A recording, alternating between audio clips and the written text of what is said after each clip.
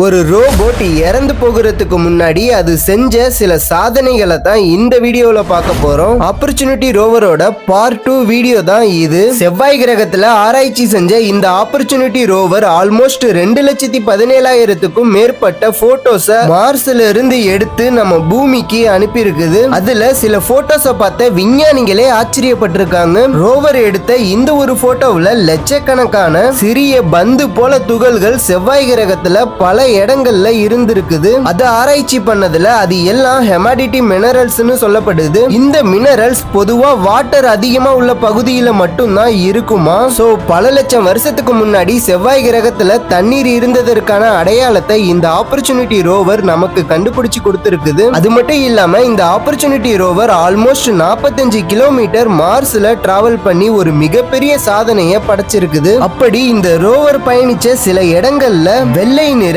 ஜெப்சம் veins அப்படிங்கிறது கண்டுபிடிக்கப்பட்டிருக்கு. பொதுவா இது உயிர்கள் வாழ்ற பகுதியில மட்டும்தான் இருக்குமா. சோ பல லட்சம் வருஷத்துக்கு முன்னாடி மார்ஸ்ல உயிர்கள் வாழ்ந்ததற்கான அடையாளத்தை இப்ப நம்ம ஆப்பர்ச்சுனிட்டி ரோவர் கண்டுபிடிச்சு ஒரு மிகப்பெரிய சாதனையை படைச்சிருக்குது. பார்ட் 2 வீடியோ கேட்ட உங்க எல்லாருக்கும் ரொம்ப நன்றி. இதே போல எல்லா வீடியோஸுக்கும் எனக்கு சப்போர்ட் பண்ணுங்க. நான் என்னால முடிஞ்ச பெஸ்ட்டை உங்களுக்கு தரேன். இந்த ஆப்பர்ச்சுனிட்டி ரோவரை உங்களுக்கு ரொம்ப பிடிக்கும்னா கமெண்ட்ல ரெட் கலர் ஹார்ட்டை போடுங்க.